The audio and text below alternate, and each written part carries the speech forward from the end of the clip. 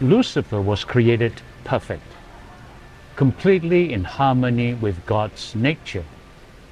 Now, his mind was fully engaged with God's wisdom. His conscience affirmed God's goodness, and his freedom to choose was always exercised in love. In other words, he had everything: beauty, intelligence, and freedom. But here's the key. Freedom meant that he could think and choose even not to love God. Now, love by its very nature cannot be forced. It must be freely given and freely received. And God respects that, even if it means to choose against him. And at some point, something changed. Ezekiel 28:17 says, I quote, "Your heart became proud on account of your beauty, and you corrupted your wisdom because of your splendor." Unquote. So, what happened? How did God's perfect creation turn against him?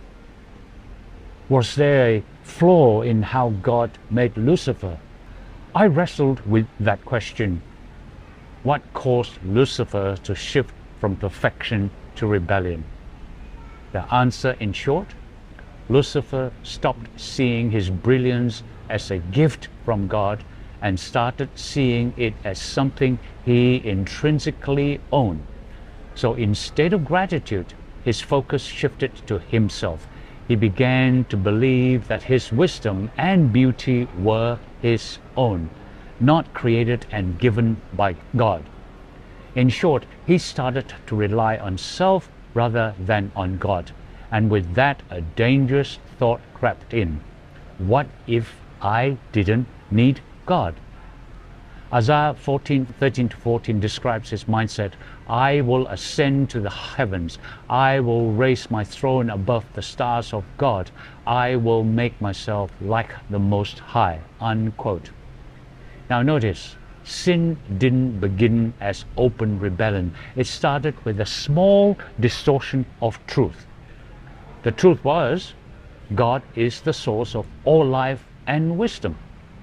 Lucifer's twisted reasoning became, why shouldn't I rule myself? Aren't I just worth enough? I have all the ability. Those are the questions.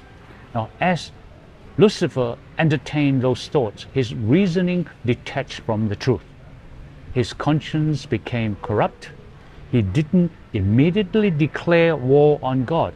He simply refused to admit that he was wrong. And that's where pride took over. Lucifer wanted to be worshipped rather than worship. He became so convinced in his own deception that he genuinely believed he could rule better than God. Now, once he accepted that lie, everything followed, including influencing a third of the angels to rebel with him.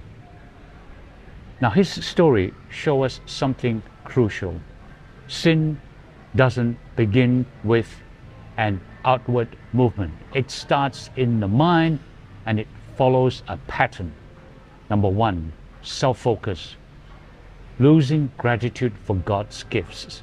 Number two, distorted reasoning, justifying self-exaltation or doubting God. And number three, self-deception, believing a lie as if it were true. And lastly, number four, a hardened will, choosing the lie even when confronted with truth. Now, this same process happens in people today. No one suddenly falls into sin.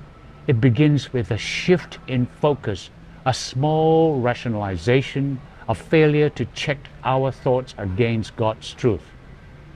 Now, Lucifer's downfall wasn't a flaw in God's creation.